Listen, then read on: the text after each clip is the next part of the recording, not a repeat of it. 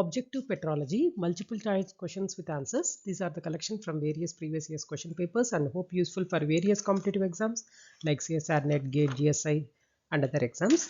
Welcome to set 10. First question. Which of the following rocks show pillow structure? This was the question asked in Civil Services exam 1996. Choices are A. Comatite, B. Spilite, C. Rhyolite, D. Carbonatite. So the correct answer is spilite. It shows pillow structure. So obviously B is the correct answer. Next question.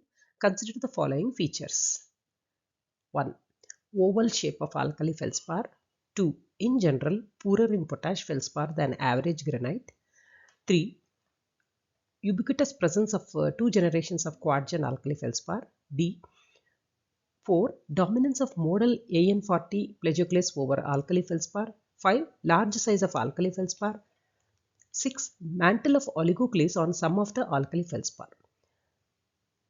Rapakivi granite is characterized by A. The choices are 1, 2, 3 and 4. B. 1, 3, 5 and 6. C. 1, 3, 4 and 5. D. 2, 5 and 6. So the Rapakivi granite is characterized by 1, that is oval shape of alkali feldspar, and so this will be, there will be ubiquitous presence of 2 generations of quartz and alkali feldspar, and it has a characteristic large size of the alkali feldspar and mantle of oligoclase on some of the alkali feldspar. So these are the characteristic features for the Rapakivi granite. Hence B is the correct answer, like 1, 3, 5 and 6. That is, it is oval shape of alkali feldspar and ubiquitous presence of 2 generations of quartz and feldspar and large size of alkali feldspar and oligoclase on some of the alkali feldspar. So B is the correct answer. Next question. Which of the following is thought to be confined in the Proterozoic? A.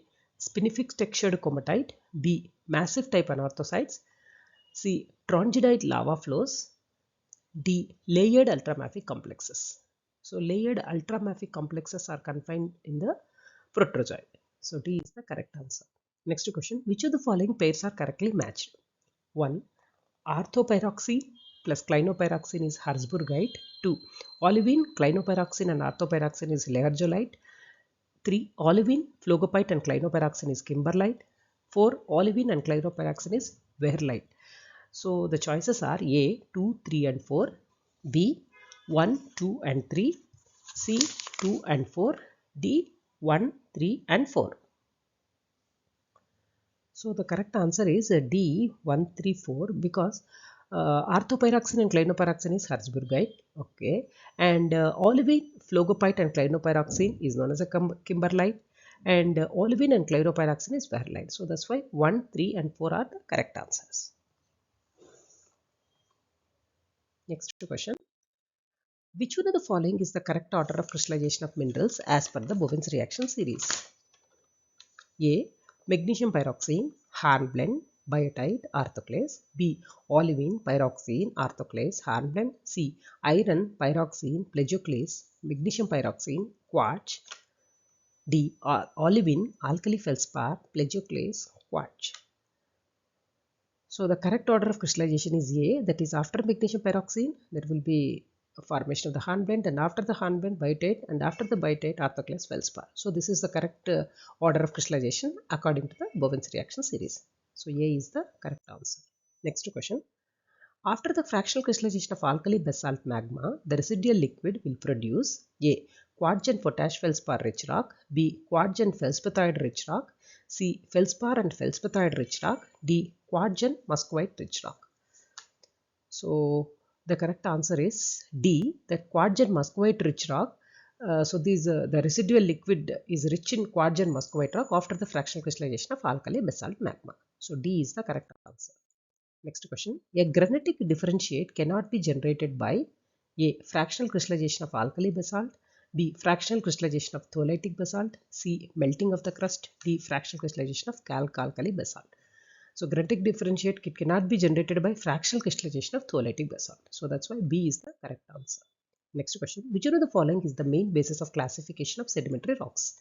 A. Process of formation of sedimentary material. B. Source of sedimentary material. C. Environment of deposition. D. Texture. So texture is the main basis of classification of the sedimentary rocks. D is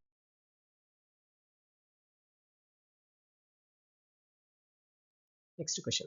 Most of the current structures in sandy sediments have been formed by flows that are A. Laminar and rapid. B. Laminar and tranquil. C. Turbulent and rapid. D. Turbulent and tranquil.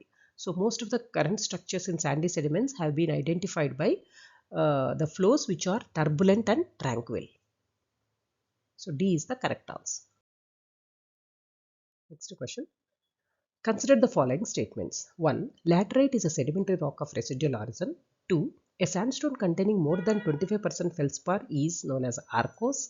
And 3. Epiclastic sediments are derived from erosion of pre-existing clastic sedimentary rocks. And 4. Chert is a chemically precipitated rock. Of these statements, which of the following is correct? A. 1, 2 and 3 are correct. B. 1, 3 and 4 are correct. C. 2, 3 and 4 are correct. D. 1, 2 and 4 are correct. So from this, 1, 2 and 3 are correct. Why? Because laterite is a sedimentary rock of residual origin. That is the correct answer. And 2, a sandstone containing more than 25% feldspar is known as an arkose. If feldspar containing 25%, more than 25%, it is known as an arkose. That is also correct. And epiclastic sediments are derived from the erosion of the pre-existing clastic sedimentary rocks. This is also correct. And 4, chert is a chemically precipitated rock. So this is not correct. So that's why 1, 2 and 3 are correct. So A is the correct answer. Next question. Pebbles in imbricated sediments generally lie with their long axis parallel to the flow direction and plunging. A. Gently down current. B. Steeply up current. C. Gently up current. D. Steeply down current. So pebbles in imbricated sediments, they generally lie along their long axis, which are parallel to the flow direction and plunging towards gently down current direction. So A is the correct answer. Next question. Which one of the following structures shows minimum directional variability? A. Parting lineation. B. Ripple mark. C. Planar trabecular crossbedding. D. Trough crossbedding. So here in the ripple mark, it shows the minimum directional variability. So B is the correct answer. Next question. Which one of the following digital constituents of sedimentary rocks provides the best evidence of reconstructing the provenance composition? A. Quartz, feldspar. B. Feldspar. C. Heavy minerals. D. Rock fragments. Generally, heavy minerals are the digital constituents of the sedimentary rock which provides the best evidence for the reconstructing the provenance composition. So C is the correct answer. Next question. Besides temperature, which one of the following physical variables govern the process of regional metamorphism? A. 1. Lithostatic pressure. 2. Hydrostatic pressure. 3. Shearing stress. 4. Chemically active percolating fluids. Select the correct answer using the code given below. A. 1, 2 and 3. B. 2, 3 and 4. C. 2 and 4. D. 1, 3 and 4. So the correct answer is B. 2, 3 and 4. Hydrostatic pressure, shearing stress and chemically active percolating fluids are important physical variables which govern the process of regional metamorphism. So B is the correct answer. Next question. A line that distinguishes two metamorphic zones in a particular rock type and that which represents the intersection of the ground surface with the pressure or temperature plane of the univariant equilibrium for a chemical reaction is designated as A. Isoclines, B. Isograd, C. Isotherm and D. Isozone.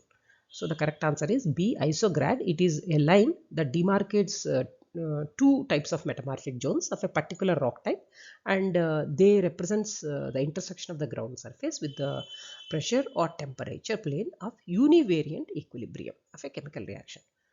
So that's why B is the correct answer. Next question. Rocks formed by metasomatism at igneous contacts is defined as A. Scans, B. Myelinite, C. Hornfels, D. Areoles. So D. Areoles is the correct answer because rocks formed by metasomatism at contacts, at igneous contacts is known as the areole. Next question. Granoplastic texture in a metamorphic rock is developed by A. High stress and low temperature. B. Low lithostatic pressure and temperature. C. High lithostatic pressure and temperature. D. High stress and temperature. So, D is the correct answer. Granoplastic texture.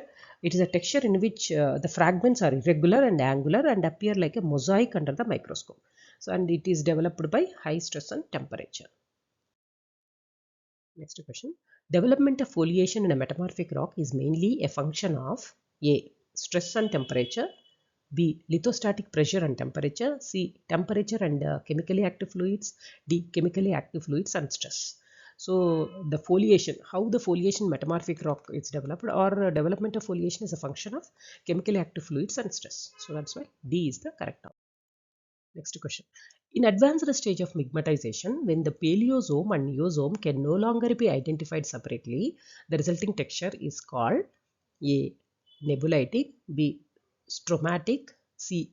Egmatitic, D. Schillerin. So D. Schillerin is the correct answer, because in advanced stage of migmatization, when the paleosome and neosome, they can't be identified separately. So that means they can no longer be identified separately. The resulting texture is Schillerin. So D is the correct answer.